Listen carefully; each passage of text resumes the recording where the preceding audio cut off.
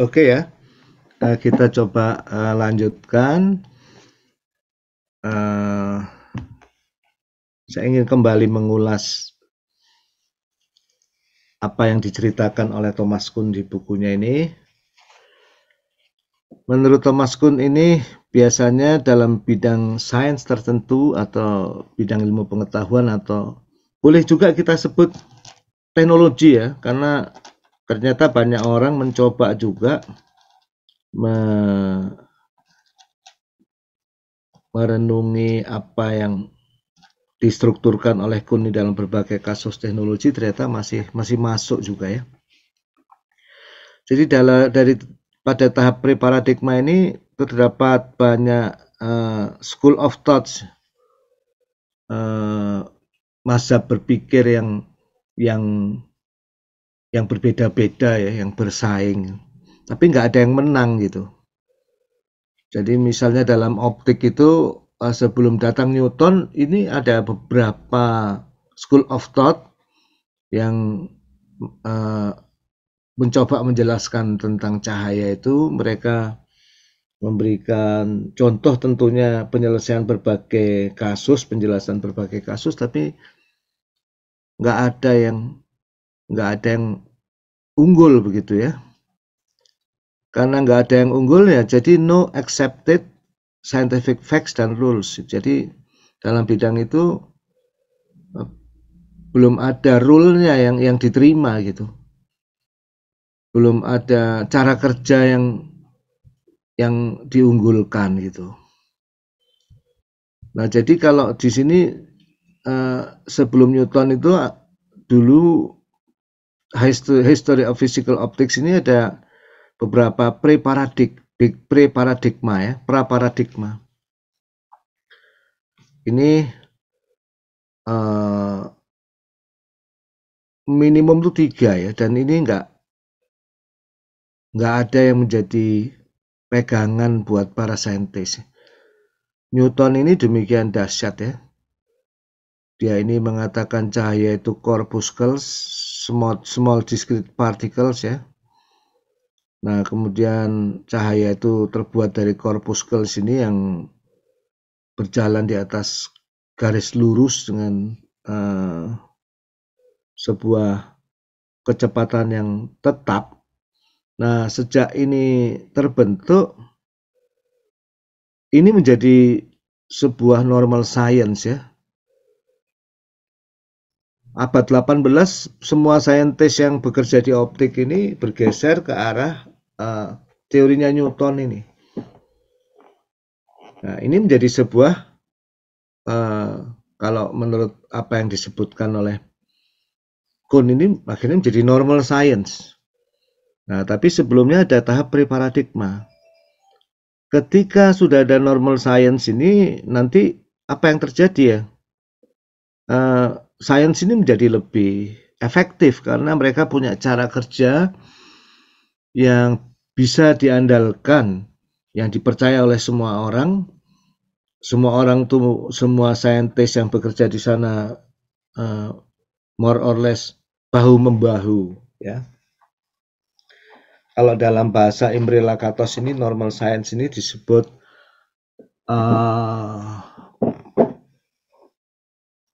progressive scientific programs ya.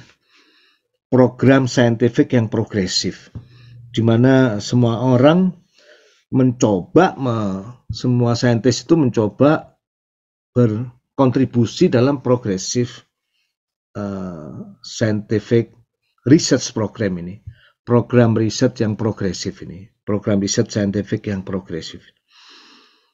Mereka punya rule, punya cara kerja ya. Nah, sebelum nanti ternyata eksperimen Young dan Fresnel ini menggeser paradigma, sehingga abad 19 ini fisikawan ganti paradigma. Mereka nggak percaya lagi ya.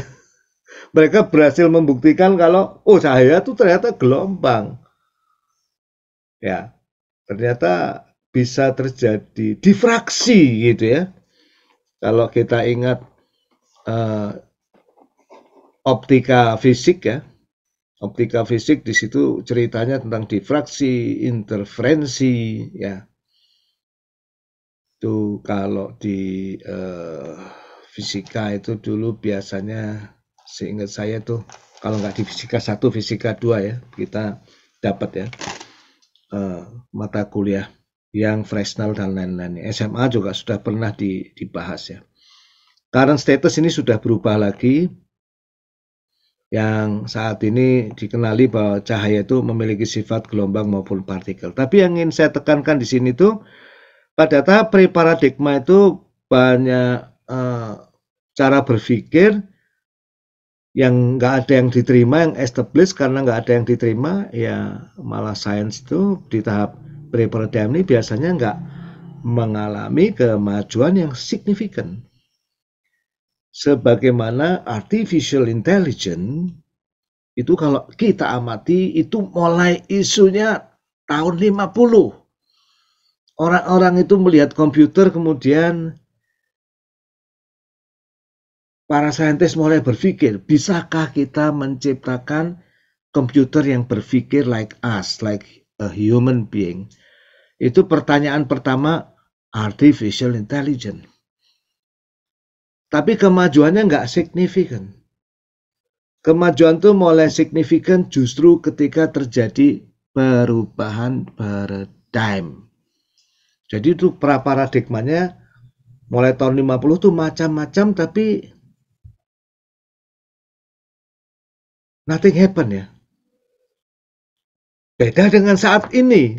Saat ini AI sudah tidak ada di tahap pre-paradigm. Tapi sudah ada sebuah paradigma yang sangat kuat. Nah, jadi setelah biasanya tahap pre-paradigma itu ends ya, berakhir dengan kemenangan salah satu pra-paradigma. Ya. Nah, saya ingin Anda mulai berpikir, apa ya kira-kira kemenangan paradigma AI yang saat ini membuat artificial intelligence ini demikian luar biasa ya. Sehingga kayaknya semua yang terkait sains dan teknologi itu kalau nggak bicara tentang AI itu malah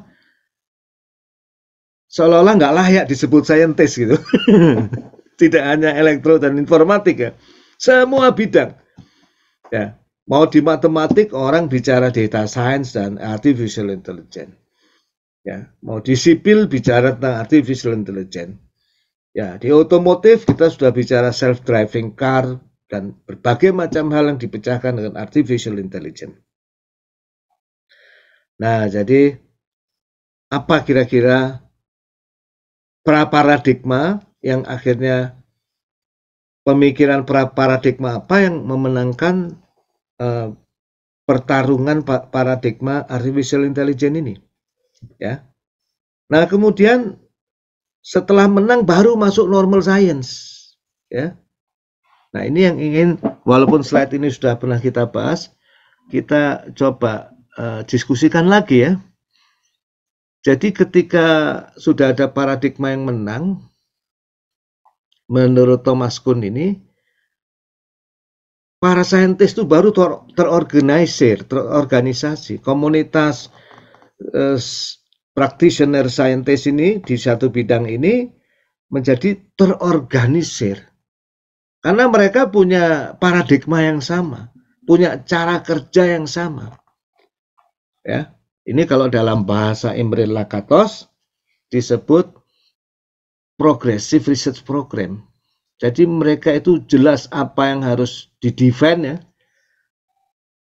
hardcore apa yang mesti di-defend, paradigma inti apa yang mereka pertahankan mati-matian, terus mereka kembangkan, progressive beltnya itu mereka kembangkan untuk memecahkan berbagai persoalan. Jadi semangatnya luar biasa. Semua hal yang masih ada kaitannya dengan bidang saintifik itu mereka ingin pecahkan dengan paradigma itu. Jadi karakteristik yang paling inti ya, kalau menurut